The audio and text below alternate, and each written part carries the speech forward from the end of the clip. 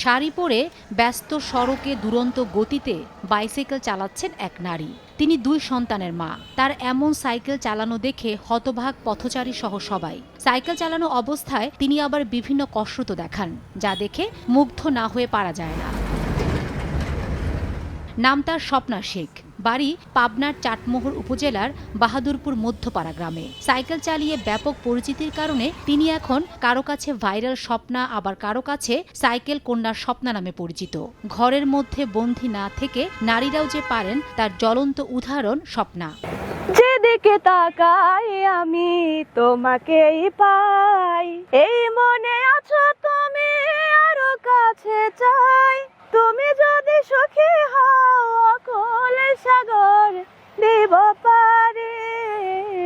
ছোটবেলা থেকেই সাইকেল চালানো ছিল তার শখ। সেই শখ এখন রূপ নিয়েছে এক প্রকার নেশায়। সাইকেল চালানোর পাশাপাশি রপ্ত করেছেন বিভিন্ন রকম গান।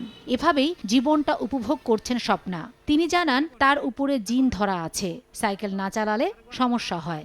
সাইকেলের থেকে দামি যে মোটরসাইকেল গুলো, তো এর থেকে আমি সাইকেল বেশি পছন্দ করি। আমার সাথে জিন আছে, জিন ধরা, তো সাইকেল না চালালে অসুস্থ হয়ে যাই, কথা বলতে পারি না বা গা বেঁকা হয়ে যায়, বিছানায় পড়ে যায়। বিয়ে, সংসার, এমনকি মা হওয়ার পরেও থেমে যাননি স্বপ্না। নিজের কষ্ট লুকিয়ে শাড়ি পরেই এখনো নিয়মিত চাটমোহরের বিভিন্ন সড়কে সাইকেল চালিয়ে যাচ্ছেন তিনি। শুধু চালানি না, বরং দুরন্ত গতিতে বাস, মিনিবাস, সিএনজি কিংবা অটো রিকশাকেও পিছনে ফেলে এগিয়ে যান অনায়াসে। এখন সবার কাছে ভাইরাল স্বপ্না বা সাইকেল কন্যা স্বপ্না নামে পরিচিত তিনি। আমার হচ্ছে সাইকেল ছোট 2 চাকার, তো হচ্ছে এছাড়া হচ্ছে বিশ্ব রোডে অনেক দামি দামি বড় বড় গাড়ি, তো ওনারা আমাকে দেখে আমার সাইকেলের সামনে আসতে ভয় পায়। মেয়েটা স্বামীটাও পাগল। মেয়েটা আজকে 10-15 বছর আমার ঘাড়ে থাকে।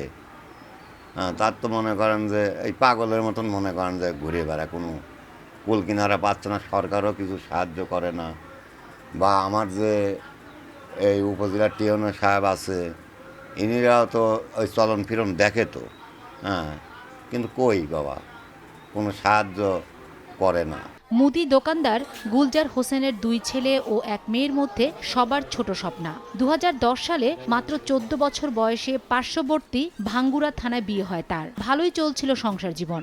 জন্ম নেয় 1 ছেলে ও 1 মেয়ে। তার কিছুদিন পর নামে ঘোর অন্ধকার। স্বামীর আয় রোজগার বন্ধ হয়ে মানসিক রোগী হয়ে যায় সে। 7 বছর আগে 2 সন্তান নিয়ে বাবার বাড়িতে ফিরে আসেন স্বপ্না।